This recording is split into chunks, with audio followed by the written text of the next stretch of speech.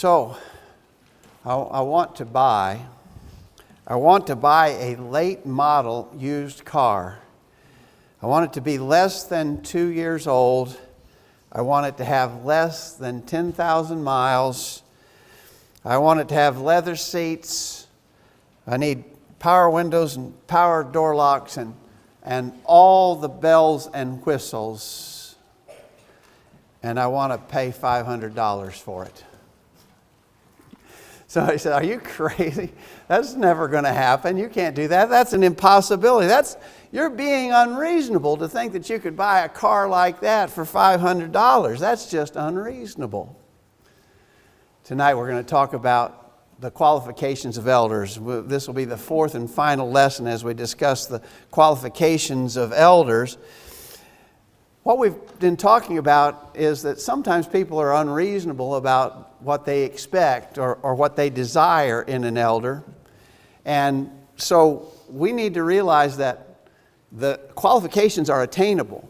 Real people, real life people can attain to the qualifications that we have been describing. It's not like that used car purchase that I was just trying to describe, where the standard is set so high that no one could ever reach it. It's not like that. It's a doable thing, and we need to understand that it is.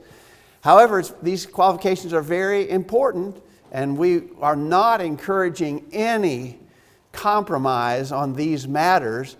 It has been often said, and I think it is accurately true, that it's better to have no elders than to have unqualified elders. And so we want to emphasize, as we talk about these qualifications, they're real life qualifications that actual people can attain to. And so we want to be realistic about that, but on the other hand, we don't want to compromise and say, well, we're just going to go with the best we can get. They may not be perfect, but we're just going to get the best we can get, even if they fail to meet some of the qualifications. We don't want that either, right? So we want to conclude our study about the qualifications of elders tonight, remembering that we are doing this with a view toward approaching that process of how we might name qualified men, appoint them to this very important special work. We'll talk more about that at the end of the lesson tonight. I want to stop here to say thank you for being with us on this Sunday evening. The day didn't start out very pretty with a lot of clouds and gloominess, but it has ended up being a beautiful day in Middle Tennessee, and we're privileged to be able to spend the end of this Lord's Day joining together in this period of worship. Thank you all for being here tonight, and thanks for any and all who are visiting with us tonight. We're glad that you have come our way. I'm not going to go through all the qualifications that we have already discussed in the previous 3 lessons, but if you just look at that list, you realize that there are many qualifications. There are a lot of them.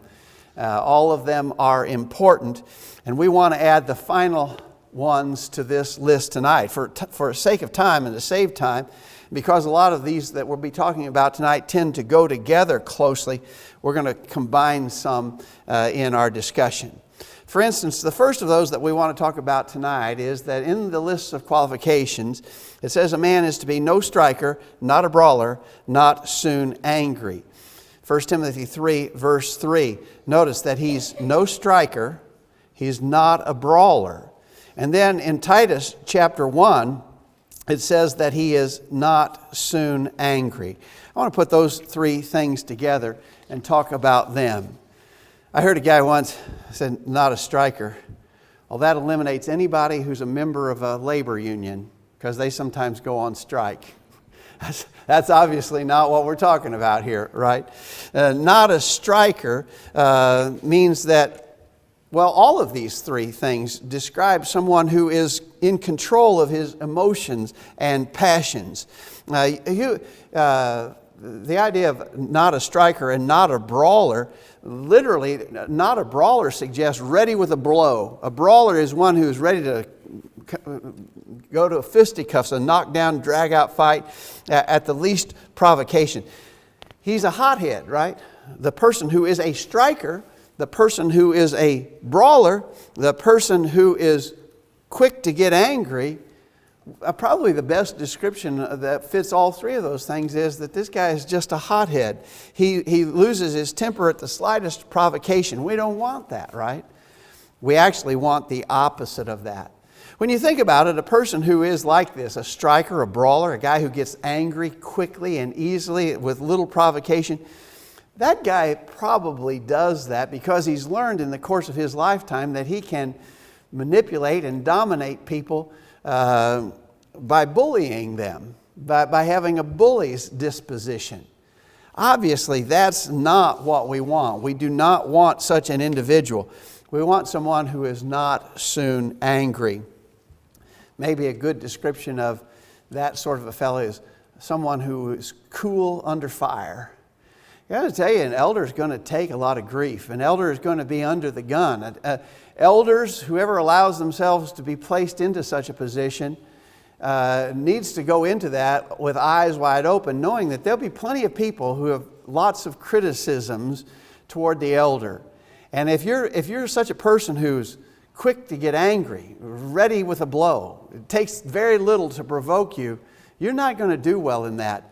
I'd give you an example of something I remember one time. Not at this congregation, so don't worry about that. It was in another congregation, but the parking lot had been recently seal coated. You got to do that with asphalt parking lots from time to time. And one of the young mothers had a little child who had little white dress shoes to go to church in, and they got marred.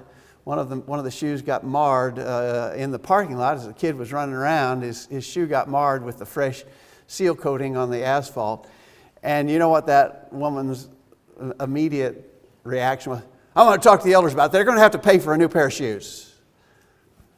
Is that elders' business? Is that something to attack the elders over because your baby's shoes got marred in the parking lot?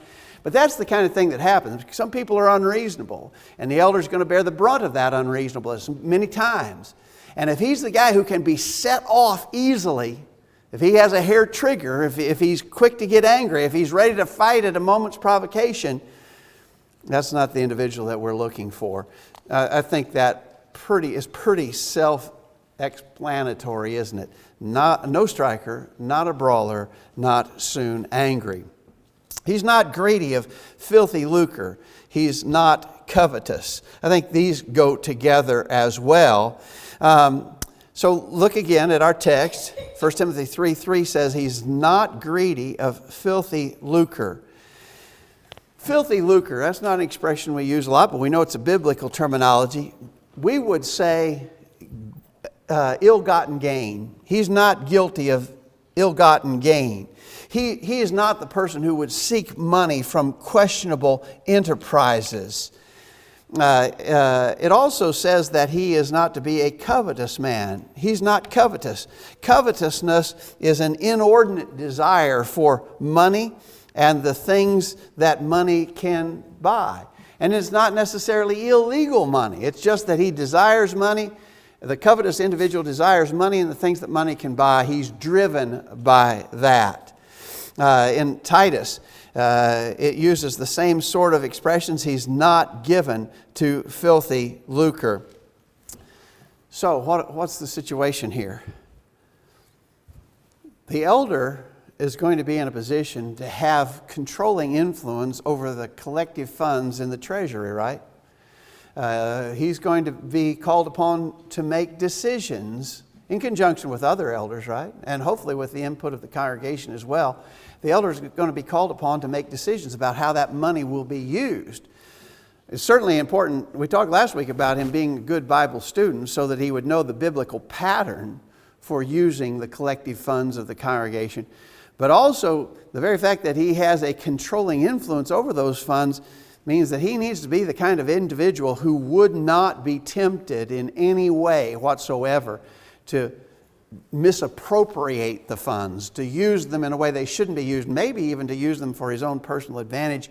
He's not to be not greedy of filthy lucre, not a covetous individual. How would we know that?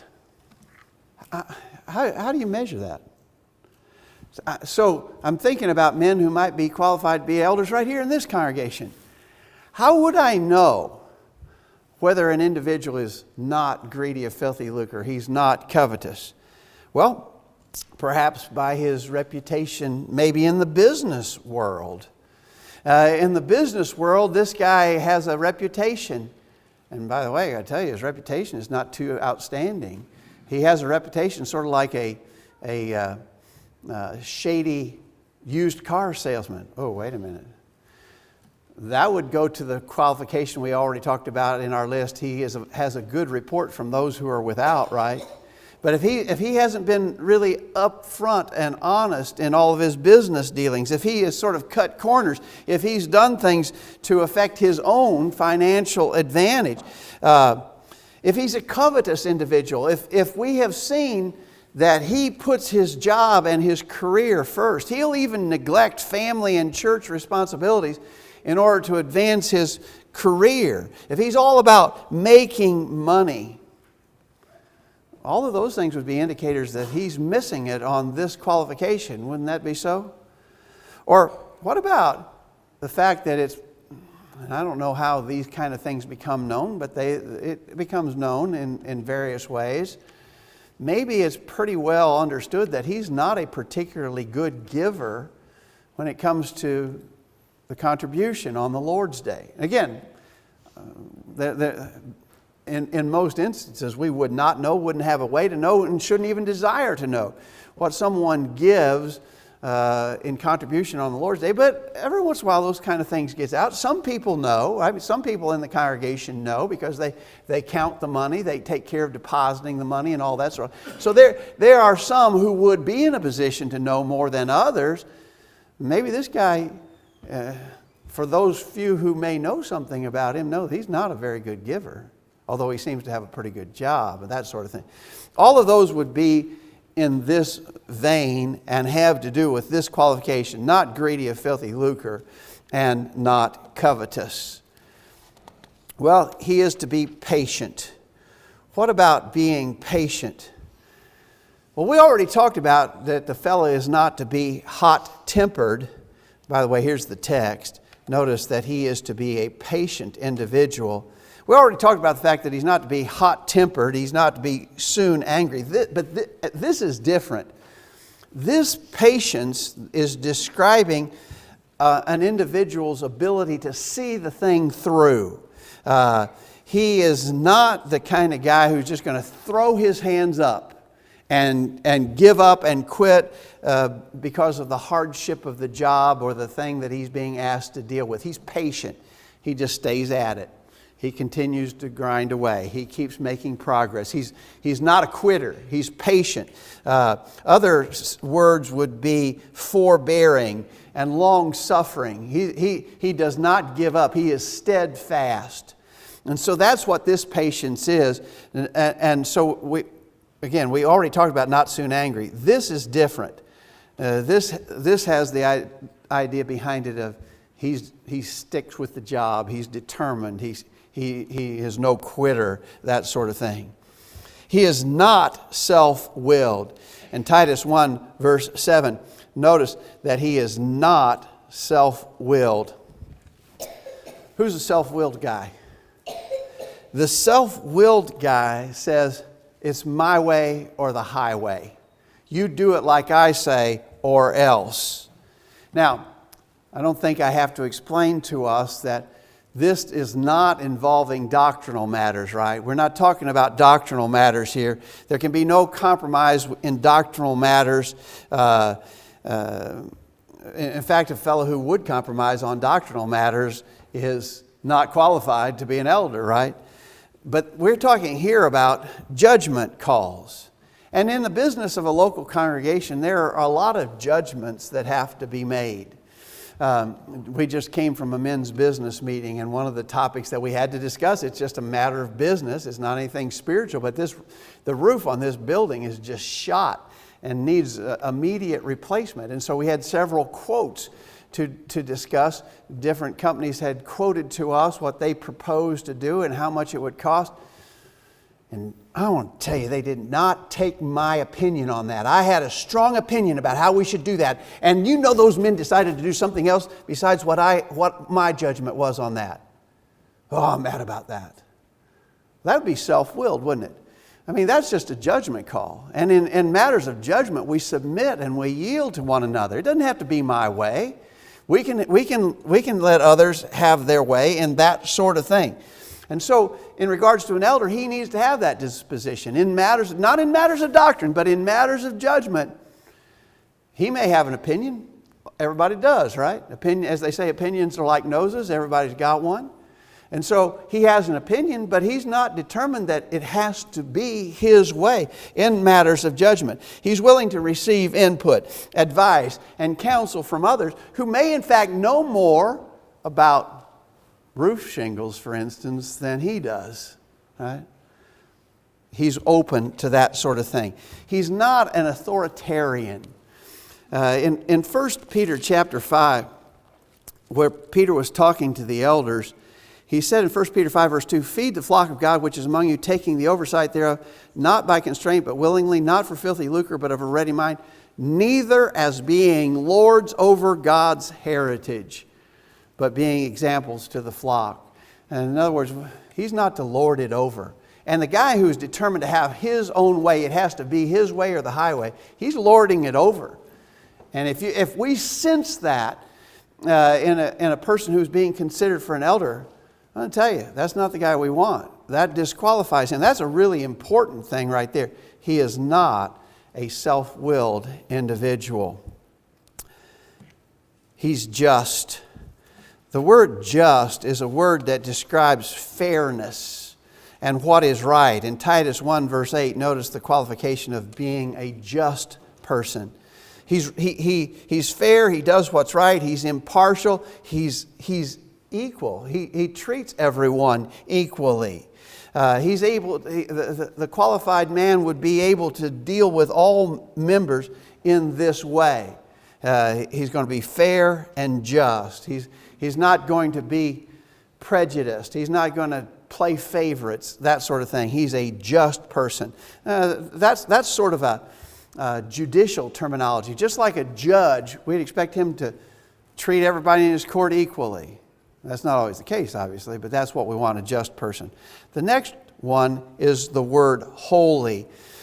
Notice in Titus 1 verse 8, there it is. There's the word holy. That's a frequent word that we talk about a lot.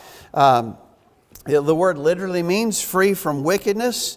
Other qualifications talk about his reputation, but his reputation would spring from this essential qualification. He's holy, separate, dedicated, devoted. You know some people, and you have known, and in your memory banks, you can think of some people you've known in the church, especially those of us who've been Christians for many years, can think of some people who stand out in our mind as just very devoted, dedicated, faithful Christians in the way they live their lives. They're holy. They're holy individuals. They have set themselves apart and devoted themselves to doing the Lord's will in their lives. And that's a really general term there, but that's certainly something that we're looking for. We're not looking for someone who's sort of wishy-washy. Sometimes he's very faithful, but other times he seems to slack off and go through periods where he's not doing very well spiritually at all. We're not looking for that. We're looking for the person who is holy. And then finally, the last of these terms is that he is to be not a novice.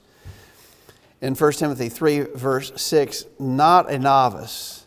And I think the New American Standard Version there says not a new convert. Oh, what would be the thinking there? Well, literally, the word elder comes from the Greek word presbyteros, and it actually has as its root meaning a reference to age and experience. So the very office of an elder suggests someone who is older, and this is saying that even if he's older but just a recent convert, he wouldn't be qualified. But he's an older person who has had time to gain maturity. He's had time to gain experience. He's going to be the person, therefore, who is not rash or impetuous. He's going to be steady. He's not a novice. He's been around for a while. He's seen things. He has a base of experience to draw from in the work, the important work that he would have to do. Not a novice. That's pretty straightforward too, isn't it? All right, so there are 7 more things to add to your list. We've gone through those pretty quickly. We've combined some things, actually. If you were to break each of these out individually, the list would be even longer. We've tried to group some of them that seem to logically go together. Well, that's the qualifications. A long list of qualifications. Lots and lots and lots to consider when we think about men who might serve as elders in the local congregation. Let me finish with one final reference to what Paul told Titus in Titus 1 verse 7. A bishop must be blameless as the steward of God. I want you to think about that expression right there. Why are these qualifications so important? Why does it matter so much? Well, the reason why it matters is because this is God's house. This is God's business. We need the very best that we can have to oversee the work of God's business. If you just had a small business yourself and you had just a few people and you were going to appoint one of the people to be a supervisor over the work that is being done in your small business, you'd want the very best person you could find to be the superintendent, the overseer, the steward of that business. A steward is someone who takes care of another one's business. And in this matter, the elder is taking care of God's business. And it's the most important business on earth. And for that reason, then, we need the very best and most qualified individuals that we can possibly find. It is, as we said at the very outset of our study, this is not the kind of thing where we say, well, we're just going to get the best we can get. We'll lower our expectations. Even if he doesn't meet all the qualifications, we'll just get the guy who seems to meet the most of them. No. We cannot do that, and we should not do that.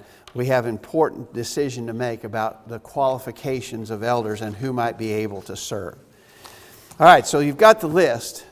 And by the way, that's not the first time we've ever been through that, is that? We've been through all those qualifications a number of times. But hopefully in these last 4 lessons on Sunday nights, we've had a chance to review them and get them fresh in our mind.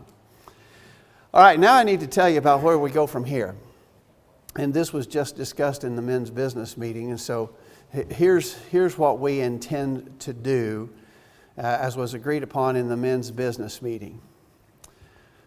All who are members here, and by that I mean all who are baptized believers in every family, will be given an opportunity to submit the names of men who you think meet the qualifications we've just been studying.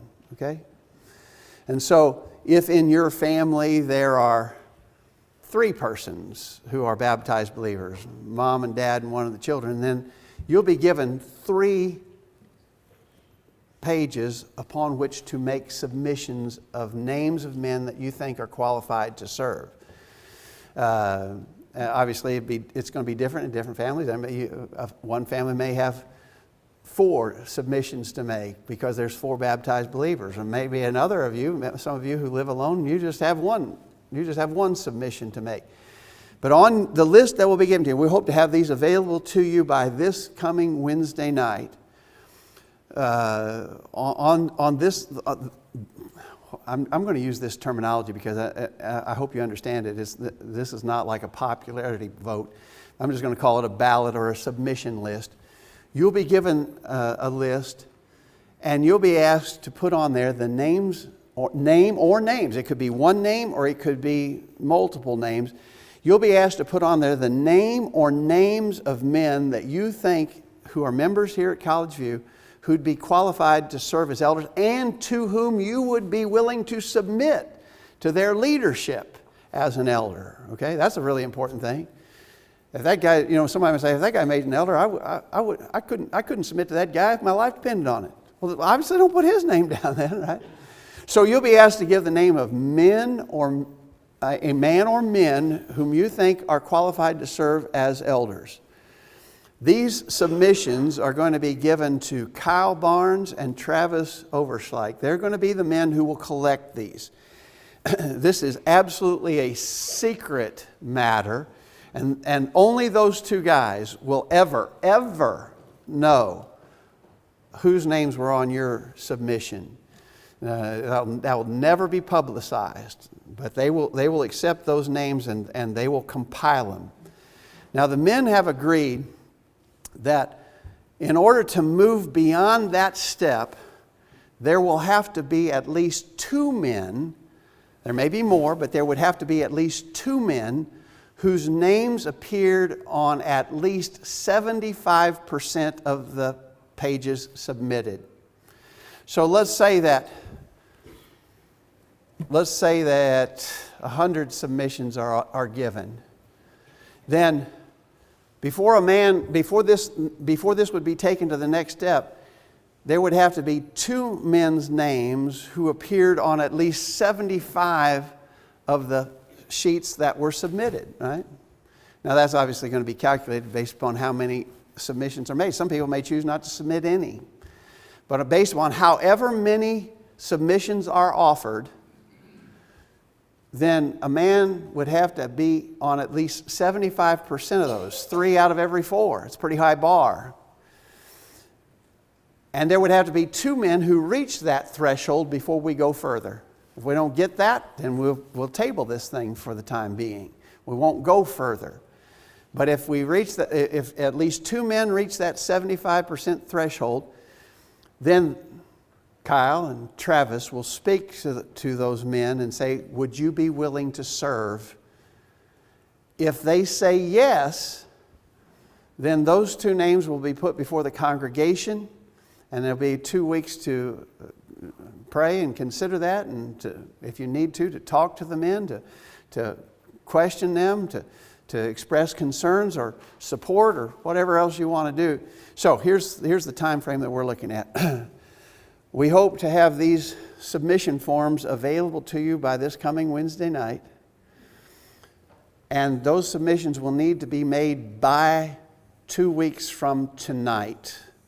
All right? Those submissions will be compiled. That shouldn't take a terribly long time to do. And then, as quick as we can, it'll take a few days, but as quick as we can, if there are 2 men who meet the threshold and 2 men who say, yes, I'd be willing to serve, at least 2, there may be more, but if there are at least 2, then those names will be placed before the congregation for a 2-week period of consideration.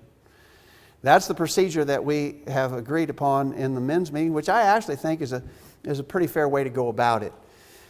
If you think about it, if a fella does not garner at least 75% support of the members of the local congregation, in other words, there was more than 1 out of 4 people who said, I don't think he's qualified, then that guy shouldn't want to go forward anyway, right?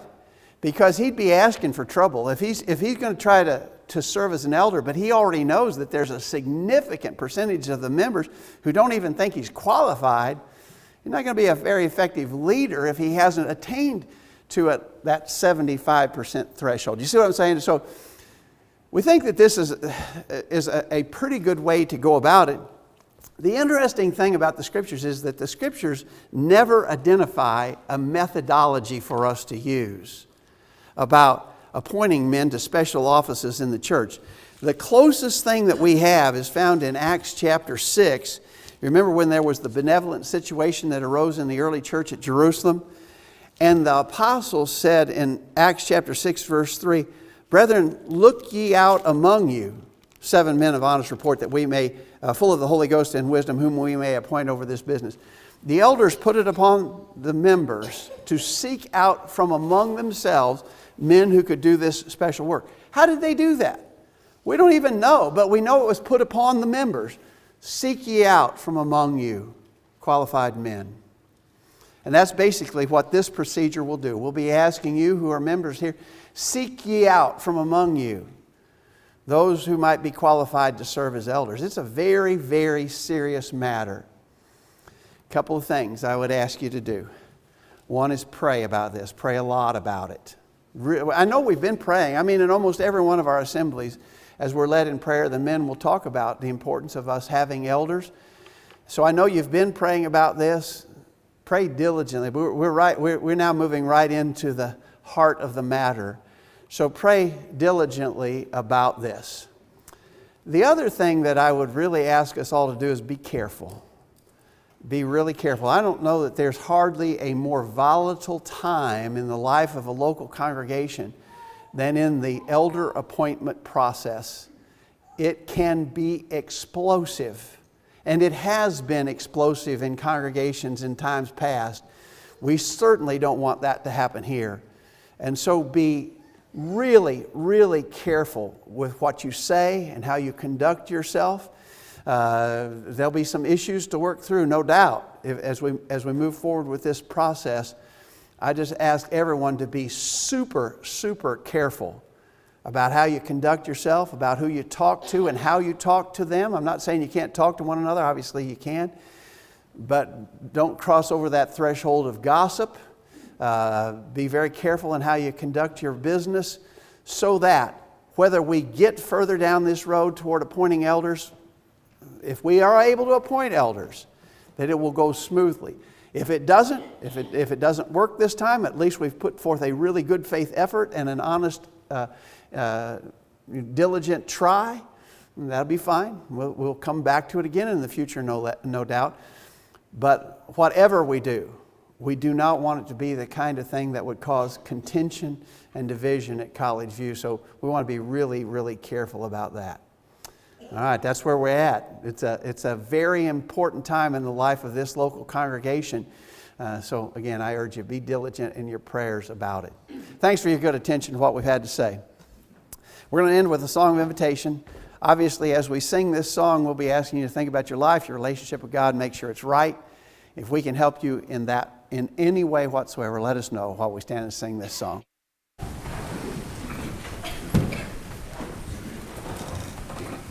There's a fountain free this